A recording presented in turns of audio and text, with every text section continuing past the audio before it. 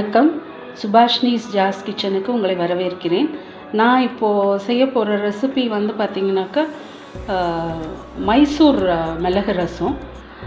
இது வந்து ஆக்சுவலாக எனக்கு வந்து ஒரு கேர்ள் ஒரு 30 இயர்ஸ்க்கு முன்னாடி சமையலுக்கு ஹெல்ப்புக்கு இருந்தால் அவள் சொல்லி கொடுத்தது. இது எங்களுக்கு ரொம்ப பிடிச்சதுனால நான் வந்து அதே தான் இப்போ ஃபாலோ பண்ணிகிட்ருக்கேன். அதுக்கு தேவையானது வந்து பார்த்திங்கன்னா 3/4 ஸ்பூன் மிளகு, 1 ஸ்பூன் சீரகம், 1 ஸ்பூன் தனியா, ஒரு 6 பல்லு பூண்டு. இதை வந்து மையாக அரைக்கக்கூடாது, இன்ச் பண்ணிக்கணும் மிக்சியில். அடுத்தது தாளிக்கிறதுக்கு கடுகு, காஞ்ச மிளகாய், கருவேப்பிலை, அப்புறம் 3 பெங்களூர் தக்காளி எடுத்திருக்கேன். அதையும் வந்து நம்ம நல்லா அரைச்சிக்கணும். அப்புறம் தேவையான அளவு கொத்தமல்லி. இப்போ எல்லாம் அரைச்சிடலாம். பாருங்கள், நான் இந்த மிளகு, சீரகம், தனியா, பூண்டு இது வந்து ஒன்றும் பாதியமாக இன்ச் பண்ணிக்கிட்டேன் மிக்சியில். அதே மாதிரி இந்த பெங்களூர் தக்காளியை நல்லா பேஸ்ட்டாக அரைச்சி வச்சுருக்கேன். இப்போ நம்ம ஸ்டார்ட் பண்ணிடலாம். இப்போது கடாயில் வந்து ஒரு 2 ஸ்பூன் எண்ணெய் விட்டுருக்கேன். ஸோ அதில் வந்து தேவையான அளவு கடுகு போட்டுருவோம்.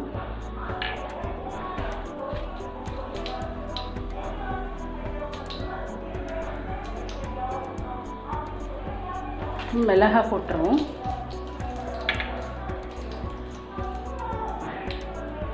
இப்போ இந்த அரைச்சி வச்சுருக்க இந்த மிக்ஸை போட்டுருவோம். இப்போ இதை வந்து சிம்மில் வச்சு கொஞ்சம் வதக்கணும்.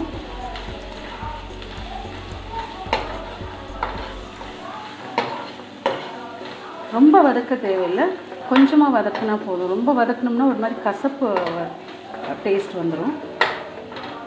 அடுத்தது இந்த அரைச்சி வச்சுருக்க தக்காளியை சேர்த்துக்கிறோம்.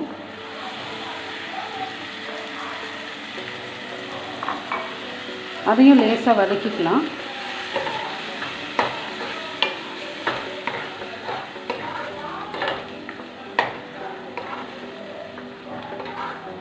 இது வதங்கும் போதே இதில் வந்து சும்மா 1 பிஞ்ச் டர்மரிக் பவுடர்,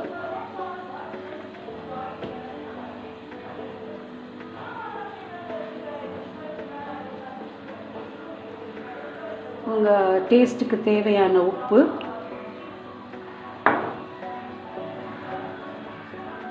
இது வதங்கிட்டு இருக்கும்போதே கொஞ்சம் கருவேப்பிலை சேர்த்துடலாம்.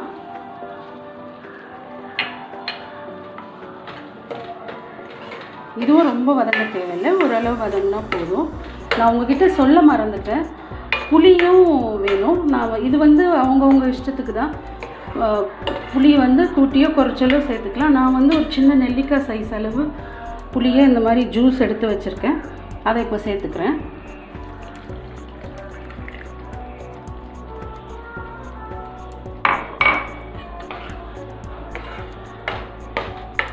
ஆக்சுவலாக வந்து ரசம் வந்து கொதிக்க விட மாட்டாங்க, ஆனால் இந்த ரசம் வந்து நல்லா கொதிக்கணும். ரொம்ப நல்லாயிருக்கும். எங்களுக்கு ரொம்ப பிடிச்சதுனால தான் நான் இதை வந்து 30 இயர்ஸாக இதே ரசம் தான் ஃபாலோ பண்ணுறேன். ஆக்சுவலாக எங்கள் ஹஸ்பண்ட் வந்து இப்போ வந்து வேண்டிய அளவு நம்ம தண்ணி சேர்த்துக்கலாம்.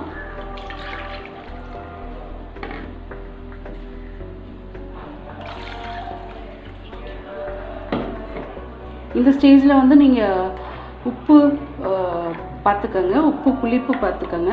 பத்தலைன்னா நீங்கள் சேர்த்துக்கலாம்.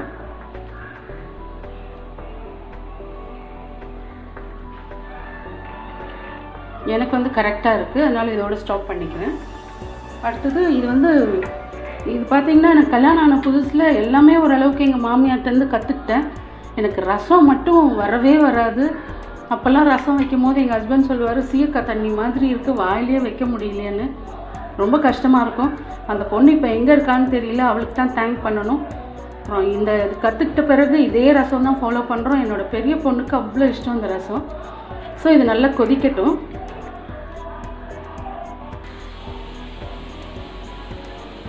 பாருங்கள், இது நல்லா கொதிக்க ஆரம்பிச்சிருச்சு. ஒரு 2 மினிட்ஸ் வந்து இது கொதிக்கணும். நான் மறுபடியும் பிகினர்ஸ்க்காக இந்த ரெசிபி சொல்லிடுறேன் இன்னொரு வாட்டி. ஃபஸ்ட்டு எண்ணெய் காய வச்சு கடுகு, காஞ்ச மிளகாய் போட்டு தாளிச்சிடுங்க. அதுக்கப்புறம் நம்ம எடுத்து வச்சுருந்த மிளகு, சீரகம், பூண்டு, தனியா இதை வந்து நம்ம ஒன்றும் பாதியமாக மிக்சியில் இன்ச் பண்ணி அதை சேர்த்து அதை லேசாக வதக்கிக்கங்க.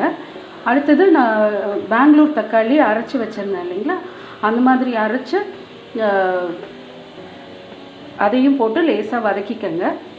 அதுக்கப்புறம் வந்து சின்ன நெல்லிக்காய் அளவு புளி அப்படியே போடக்கூடாது, புளி தண்ணியை வந்து நல்லா கரைச்சி இதில் சேர்த்துக்கணும். அதுக்கப்புறம் அதோட தேவையான அளவு உப்பு, கொஞ்சமாக ஒரு பிஞ்ச் சால்ட், அதுக்கப்புறம் கருவேப்பிலை இதெல்லாம் போட்டு நல்லா கொதிக்க விடணும். இப்போ வந்து ஒரு 2 மினிட்ஸ் நல்லா கொதிச்சிருச்சு. இப்போ வந்து நம்ம கொத்தமல்லி போட்டு இறக்கிடலாம்.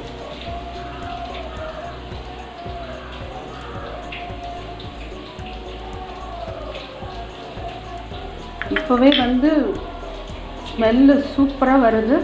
அவ்வளோதான். இப்போ வந்து மைசூர் மிளகு ரசம் ரெடி ஆயிடுச்சு. நீங்களும் ட்ரை பண்ணி பாருங்கள், உங்களுக்கும் ரொம்ப பிடிக்கும். தேங்க்யூ.